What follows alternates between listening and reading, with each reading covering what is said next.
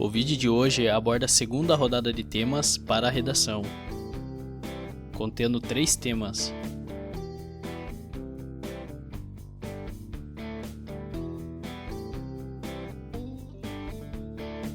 O primeiro tema é o enfrentamento ao capacitismo. O capacitismo, de acordo com o Senado Federal, é a atitude preconceituosa contra portadores de deficiência, por não se encaixarem no padrão corporal tido como ideal.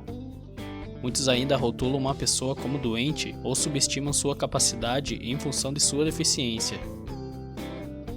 Em 2019, houve um caso evidente de capacitismo no aeroporto de Guararapes, em Recife.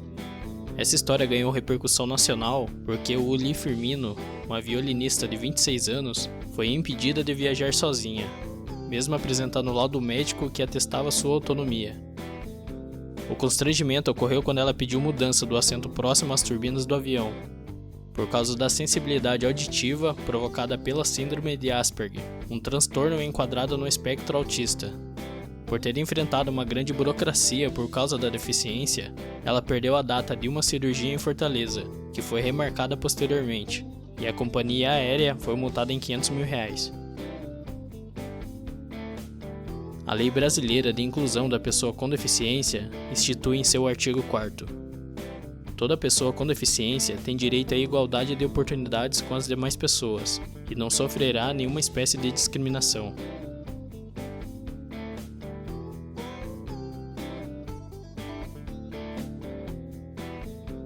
O tema de número 2 é Educação à Distância e o Homeschool no Brasil.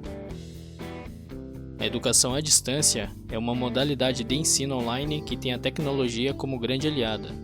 A regulamentação do ensino no Brasil acontece por meio da Lei 9.394, que estabelece as diretrizes e bases da educação nacional. O Decreto de número 9.057, de 2017, traz disposições específicas para a educação à distância. Esse decreto conceitua a modalidade como modalidade educacional na qual a mediação didático-pedagógica nos processos de ensino e aprendizagem ocorra com a utilização de meios e tecnologias de informação e comunicação, com pessoal qualificado, com políticas de acesso, com acompanhamento e avaliação compatíveis, entre outros, e desenvolva atividades educativas por estudantes e profissionais da educação, que estejam em lugares e tempos diversos.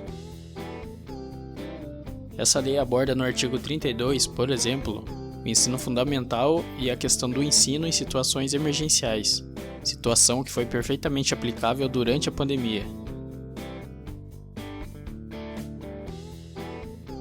Estimativas da Associação Brasileira de Mantenedoras do Ensino Superior é de que em 2019 o número de novas matrículas EAD tenha ficado em cerca de 1,66 milhões, contra 1,48 milhões da modalidade presencial. A modalidade EAD representando em torno de 52% do total de matrículas. E vários foram os motivos para esse crescimento exponencial do EAD, como a situação econômica, a queda do índice de emprego e renda da população brasileira, mensalidades acessíveis, maior flexibilidade para conciliar trabalho e estudo e quebrando as barreiras como as dificuldades de mobilidade. Outra modalidade que promete integrar a educação no Brasil é o ensino domiciliar, ou homeschool, processo de aprendizagem que é feito fora de uma escola. Essa modalidade coloca a família com a total responsabilidade pela educação dos filhos. O ECA, em seu artigo 54, descreve que é dever do Estado assegurar à criança e o adolescente o ensino fundamental, obrigatório e gratuito, inclusive para aqueles que não tiveram acesso na idade própria, e a progressiva extensão da obrigatoriedade e gratuidade ao ensino médio. O mesmo artigo diz que o não oferecimento do ensino obrigatório pelo poder público ou a sua oferta irregular importa a responsabilidade da autoridade competente. De acordo com o Código Penal e o Estatuto da Criança e do Adolescente, os pais devem matricular os filhos na escola e garantir sua frequência. Caso contrário, cometem crime de abandono intelectual. Atualmente, o Supremo Tribunal Federal entende que não há legislação específica regulamentando a prática, não sendo, portanto, permitido o ensino domiciliar no Brasil. Por causa dessa decisão do STF, projetos de lei no Legislativo ganharam força, juntamente com a pandemia. O governo federal enviou um projeto de lei para o Congresso Nacional. Os projetos de lei recentes buscam alterar justamente a Lei 8.069, o Estatuto da Criança e do Adolescente, e a Lei 9.394, que estabelece as diretrizes e bases da educação nacional. Um deles é o projeto de lei do Senado, que estabelece a regulamentação dessa modalidade. O outro, também do Senado Federal, explicita no Código Penal que o ensino domiciliar não caracteriza abandono intelectual. Por ser um tema importante, discute-se as vantagens e as desvantagens da educação domiciliar no Brasil. Os adeptos dessa modalidade citam alguns pontos que consideram positivos.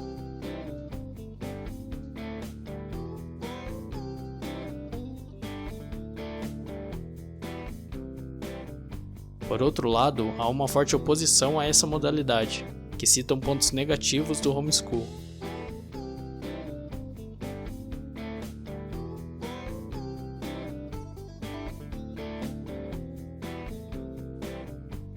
O ensino domiciliar está legalizado e regulamentado em mais de 64 países.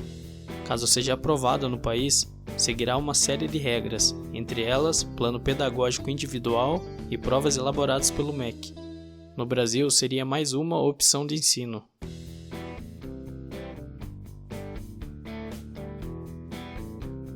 O tema de número 3 é Gestão da Saúde no Brasil.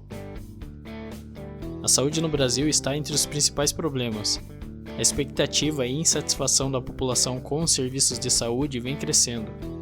A saúde pública no Brasil foi modificada a partir da promulgação da Constituição Brasileira, de 1988, que definiu as diretrizes a serem seguidas para a criação de um sistema unificado e integrado de saúde, com autonomia dos estados e municípios, existindo uma descentralização político-administrativa na esfera nacional, estadual e municipal, cada uma com um comando único e atribuições próprias. O artigo 196 da Constituição Federal garante que a saúde é um direito de todos e dever do Estado. O SUS é regido por 3 princípios básicos. A universalidade sendo a saúde um direito de todos. O princípio da integralidade se refere ao atendimento do cidadão como um todo. Todas as ações, sejam elas de promoção, proteção ou reabilitação da saúde, não podem ser fracionadas. O sistema deve ser capaz de prestar ao cidadão uma assistência integral, mesmo que requeira a articulação da saúde com outras políticas públicas. No princípio da equidade, todos devem ter igualdade de oportunidade em usar o sistema de saúde. E busca-se preservar o postulado da isonomia, e tendo como objetivo diminuir as desigualdades, visto que a própria Constituição, no artigo 5º, institui que todos são iguais perante a lei, sem distinção de qualquer natureza, ou seja, todos os cidadãos, de maneira igual, devem ter seus direitos à saúde garantidos pelo Estado. O SUS é percebido como uma conquista e uma vitória dos brasileiros, sendo referência internacional. Apesar disso, o Brasil possui disparidades sociais e regionais, não sendo tais princípios cumpridos em sua totalidade.